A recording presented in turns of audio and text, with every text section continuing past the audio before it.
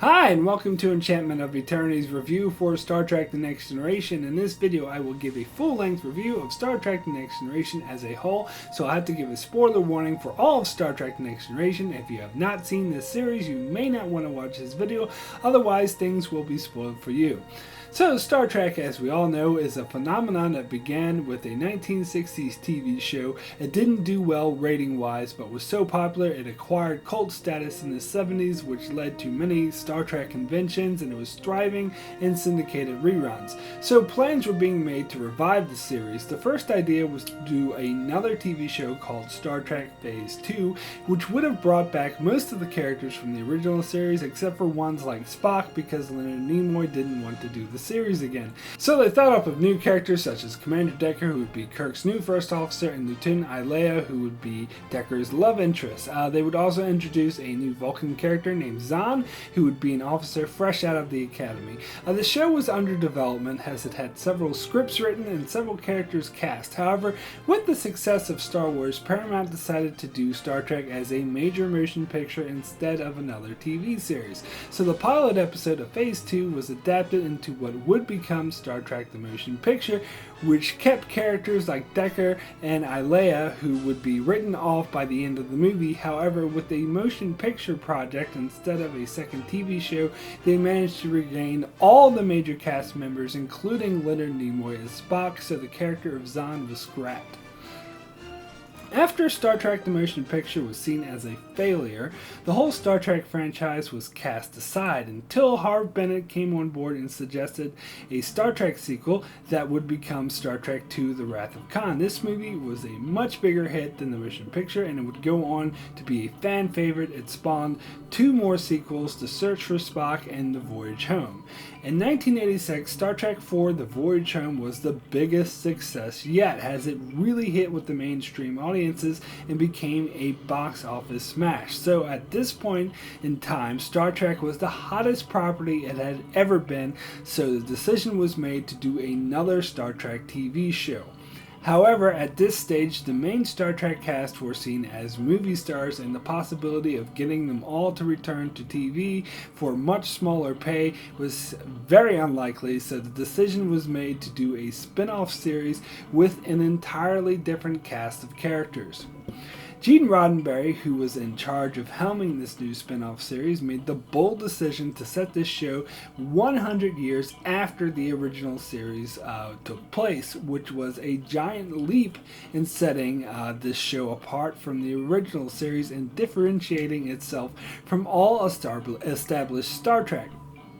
However, elements of Phase 2 were included in the development of this new series, such as the character of Riker being modeled after the character of Decker, as Decker was intended to lead away missions while Kirk stayed on the ship, as Riker did in The Next Generation. And the character of Troy was modeled after Ilia, who served as Riker's former lover in the same way Ilia did for Decker. And Ilia was originally meant to be from a race of empaths known as Deltans, whereas Troy was an empath from a race known as the Betazoids. So Delta, Beta, they kind of kept it in the Greek alphabet. Also, the character of Data took aspects of Zahn, as Zahn was originally meant to be an emotionless Vulcan fascinated with human emotions. They transcribed that into an android who longed to be human. Some scripts for Phase 2 would also be adapted into episodes for The Next Generation, such as the second season premiere The Child and the fourth season episode Devil's Due, which were both originally written as Phase 2 scripts. However, The Next Generation had original aspects as well, such as Captain Picard, who was a very different captain than Kirk. He was more formal and dignified than Kirk and relied more on negotiation skills rather than battle tactics. And there was the character of Tasha Yar, the female security officer, who was modeled after the character of Vasquez from the movie Aliens. And of course, the biggest change was the introduction of a Klingon as a Starfleet officer, which was a massive change at this point in the Star Trek universe, as the Klingons were still mortal enemies of the Federation. This, more than anything else, set The Next Generation apart from the original series, showing a totally different future. Worf was originally meant to be just just a background character, but it developed into a main cast member with a small role. But later, after Tasha Yar was killed, when the actress Denise Crosby no longer wanted to do the show, Worf would become her replacement and a major player in the Next Generation and in the Star Trek universe overall. The decision was made to run the Next Generation in syndication, so they no longer had to worry about network interference or being canceled prematurely. However, all was not smooth sailing, as the first 2 seasons weren't received that well, and looking back on it, I can certainly see why.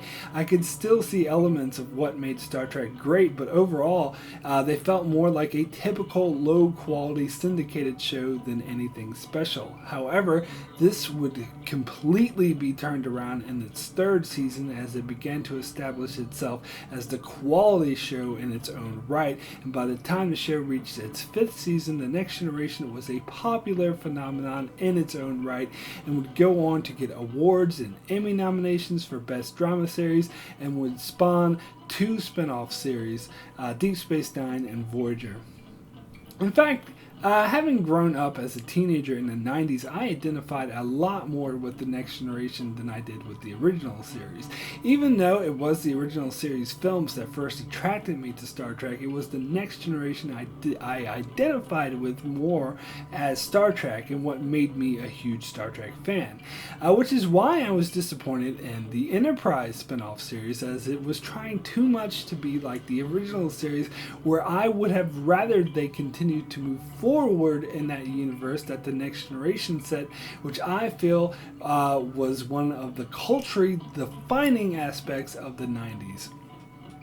So now, let me go through each season of Star Trek The Next Generation to give my impressions of each season, starting with Season 1. And Season 1 sure was a mess. It had a rocky start with a less than stellar first episode that tried too hard to set itself apart from the original series by showing off all its little trinkets. It forgot to tell a good story. And its second episode was just a rip-off of an original series episode, but done worse. And then it sank even lower with Code of Honor, which was one of the worst episodes of the entire series. However, it really turned itself around with the episode Where No One Has Gone Before, where it showed off it could be just as intriguing as the original series, but it's in its own unique way.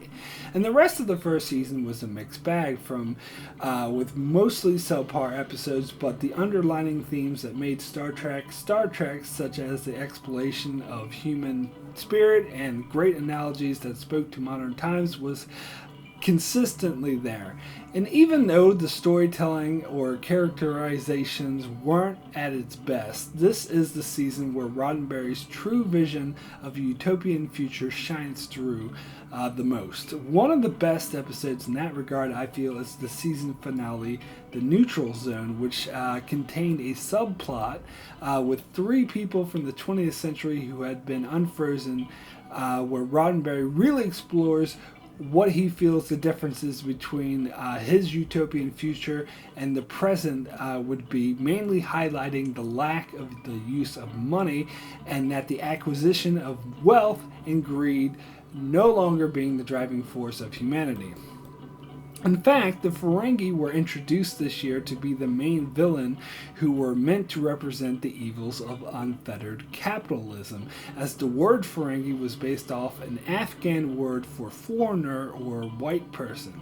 So as much as I felt these stories this year sucked, I still appreciated that aspect of the show, which I think it lost in its later seasons. So my rating for Season 1 is a 4 poor. So then we get to Season 2, where Riker gets a beard, LaForge becomes the chief engineer instead of having a guest engineer of the week, which was stupid, and we were introduced to Whoopi Goldberg as a recurring character playing the bartender Guinan, and Dr. Crusher was replaced by the woman from L.A. Law, playing a really annoying imitation of Dr. McCoy. This season, like season 1, had its moments where it shined, such as The Measure of a Man, which was an extremely powerful episode in its own right that explored the moral implications of whether or not Data was sentient, and other interesting sci-fi twists like Where Silence Has Lease, Time Squared, and Contagion. However, in this man's humble opinion, it failed even worse than season 1, with a string of horrible episodes, such as having a pirate on the ship and doing an episode where Counselor Troy's mother was in the heat, and a horrible episode trying to adapt a Phase 2 script, The Child. And unlike a lot of people, I wasn't overly impressed with their attempt to introduce the new badass villain, the Borg, as it felt a bit too obvious they were trying to get me to like this new villain. It's like, ooh, look at how cool this villain is. And I never felt that they should have used Q to do it.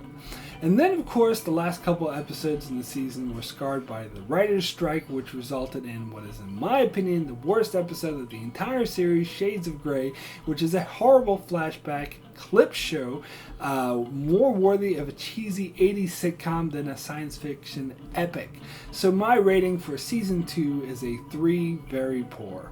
So next comes season 3, and as I said, this was the breakthrough season where they really turned their shit around. I believe this was the year Michael Piller, Ira Stephen Burr, and Ronald D. Moore joined the writing staff, and overall the writing was a huge improvement. The show also got a brush through in terms of production design, as they got rid of those silly jumpsuits as uniforms, and overall the show had a sleeker look to it, and it was much more interesting stories, and the characters were even more interesting as well. Everything about the show was just 10 times better. The beginning of season 3, I think, is completely underrated, having some of my favorite episodes like The Survivors, which I think was a hell of a good mystery where Picard got to show off how witty he is, and The Vengeance Factor, which I feel is a very emotionally effective episode, and Who Watches the Watchers, which was an interesting jab at religion. However, mid-season is where the season really shines with memorable classics like Yesterday's Enterprise and The Offspring, both of which you can hear me talk about in my top 10 favorite episodes of Star Trek The Next Generation video, as these are two of the best episodes of the series. But you also get great ones like A Matter of Perspective, Sins of the Father, and The Defector, and the list goes on and on. The quality of storytelling was just so top-notch this season. It really set it apart from anything else and become something truly epic. Also, this was the season where they really made Q a memorable character by finally deciding to turn him more into a comedic, menacing character rather than a straight-up villain, with the episode Deja Q, where we actually got to see him interact with another Q. Such a great decision that would go on to mark him as one of the best villains in all of Star Trek.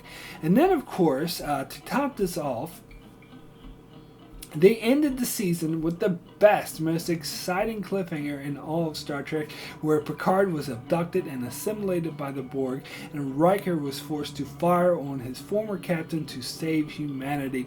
Such an amazing cliffhanger. I'm in awe of how awesome Season 3 managed to be, considering how poor the first two seasons were. This is the season that kept The Next Generation alive and defined it as something truly great. So my rating for Season 3 is a 10, the best. After that, we got Season 4, which wasn't quite as good as Season 3, but it was still built off of the quality of storytelling established in Season 3 and didn't revert back to the horrible writing of the first two seasons. But whenever I think of Season 4, the word mediocre comes to mind, as I think of episodes like Legacy with Tasha Yar's sister, or Identity Crisis where LaForge turns into a weird glowing alien, or Night Terrors with that asshole keeps going on about eyes in the dark. Just shut up already, I heard you the first time. But seriously, for the most part, Season 4 blended together with a lot of good, but not memorable episodes, making it interesting to watch, but nothing great. But, like any season, it has a few great standout episodes, such as Clues, which I thought was a wonderful, creepy episode where Data seems to be acting all weird, but then you learn he's actually just trying to protect the Enterprise from some powerful xenophobic aliens, or Brothers, an emotionally powerful episode about Data meeting his creator, or Reunion, an action-packed and emotionally powerful episode where Worf meets his son, loses his lover, and kills his mortal enemy and decides the future of the Klingon Empire. Or one of my personal favorites, the Drumhead, which speaks to fear of the enemy, which I felt was a really powerful episode for post 9/11 America, even though it came out pre 9/11. And of course, you had some stinkers as well, such as The Loss with Troy whining about losing her powers, or Remember Me, which was an outrageously absurd episode about people disappearing off the ship. Overall, season 4 was a good quality season, but nothing superb, so my rating for season 4 is a 7, very good. Next, we move on to season 5, and for some reason the showrunners decided to drastically change the tone of the show to be far more dramatic, rather than suspenseful or weird sci-fi or action-packed. While those elements were certainly still there in the season, drama was always the main focus. They introduced us to a new recurring character of Ensign Ro, who was meant to take Wesley's place at the con, who was a fascinating character played wonderfully by Michelle Forbes, but the problem was she wasn't interested in becoming a television actress and would eventually leave the show in favor of movies. Personally, I would have preferred that they locked an actress down as a major cast member to play her, but oh well. The focus on the drama led to some of the best dramatic episodes of the entire series, with some of the best acting by Patrick Stewart on the show, such as the fan favorite The Inner Light, which was a well-crafted, emotionally powerful episode about Picard living another life in the span of 20 minutes, and Darmok, where Picard learns to befriend someone through trying to learn how to communicate with them.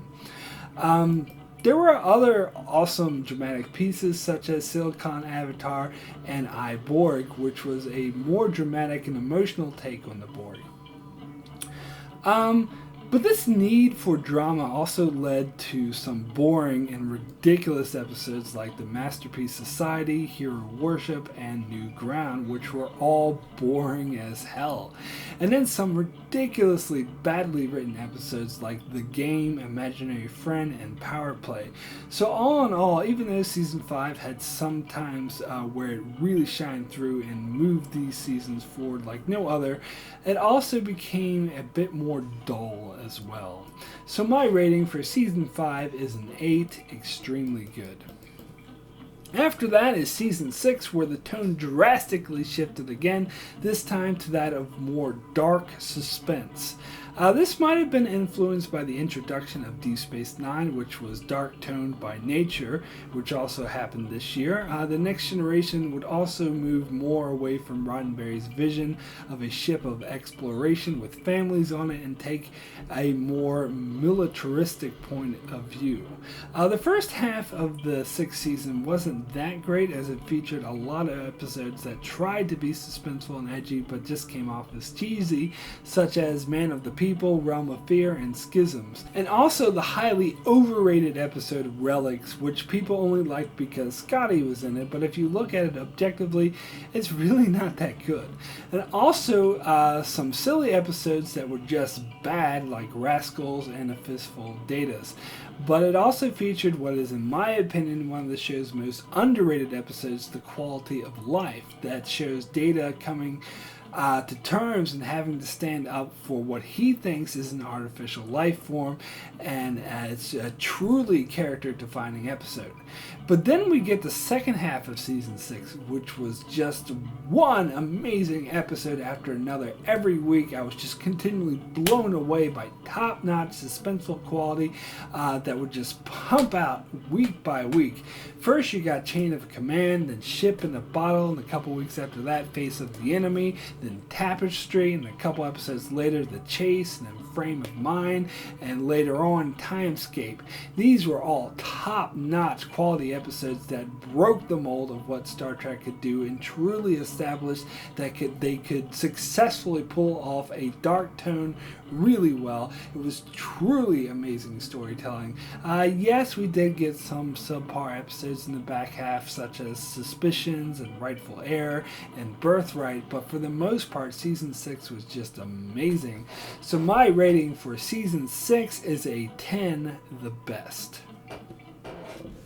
So finally we come to Season 7, which I believe the writers themselves described as a bit sort of tired, as they were just running out of ideas and agreed it was time to end the show. However, it wasn't that bad. They still managed to come up with some amazing stories such as Parallels, The Pegasus, and Homeward, which were made of great science fiction scenarios and moral dilemmas that we come to expect from the very best of Star Trek. However, I kind of see where they were coming from, as the season opened with one of the most disappointing conclusions to a two-parter I've ever seen in Star Trek, with Descent Part 2, which I won't even attempt to tackle here. It was just bad. And from there, it didn't get much better, with a stream of episodes that were either ridiculous or boring or both, such as Liaisons, Interface, Inheritance, and Attached. There were a couple of nice tries that almost got there, such as Gambit and Dark Page, and a few episodes I personally liked even though they weren't that great, such as Phantasms, Force of Nature, and Masks. But towards the end of the season, it started to turn out some great episodes like Lower Decks, Thine Own Self, and Preemptive Strike. And say what you will about the cheesy Genesis, which was the episode where they devolved into animals, but I thought that episode was pretty scary myself. And then, of course, the season ended in the most epic fashion, with one of the best ways they could have possibly ended the series, All Good Things, which is, in my opinion, my favorite Next Generation episode of the entire series. This, in my opinion, was the perfect way to end a TV series, and in my opinion, only one other show has managed to top that, and that is Breaking Bad, but just barely. All Good Things was the perfect send-off to the Next Generation, and frankly raised my opinion of Season 7 as a whole. So even though Season 7 faltered a lot, it also had some of the most powerful episodes of the entire series, such as Homeward, Preemptive Strike, and All Good Things, which raised the quality of the whole season. So my rating for Season 7 is a 9, excellent. So if I were to rate the 7 seasons in order from my least favorite to my favorite, it would go Season 2, Season 1, Season 4, Season 5, Season 7, Season 6, and Season 3 as my favorite. And my rating for Star Trek The Next Generation as a whole is a 10, the best. Despite its heavily flawed first 2 seasons and its ability to turn out horrible episodes every once in a while, The Next Generation overall was an amazingly powerful series. To me, it far exceeded that of its predecessors and more effectively explored the themes that Star Trek does best, like moral dilemmas, the human condition, allegories for modern times, weird science fiction scenarios, and exploring space in a way no other show can do as well. To me, The Next Generation is what defines Star Trek, not the original series. So that's it for my review of Star Trek The Next Generation. You should check out my channel for many more Star Trek videos, and at the moment I'm currently taking requests for episode reviews, so if there's an episode from any of the 5 Star Trek series you would like me to review, just leave a comment below with the episode you want me to review and I'll endeavor to do so, but please 1 episode request per person. And make sure you subscribe so you can keep up with all that, and thanks a lot for watching.